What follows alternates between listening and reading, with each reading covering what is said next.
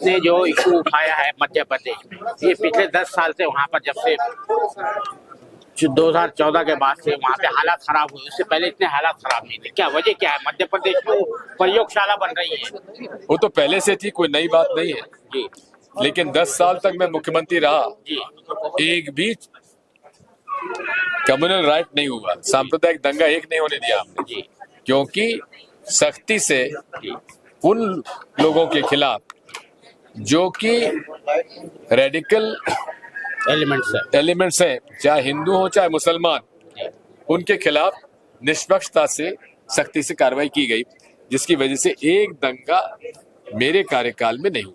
अच्छा सर, आप जो है पूरे कुव्वत के साथ इसके लिए काम कर रहे हैं, कम्युनल हार्मनी के लिए काम कर रहे हैं, लेकिन अपोजिशन पार्टीज को जिस तरह से करना चाहिए वो करती है, तो आप लेकिन मुझसे पूछ चुके हैं। पूछे थे जी।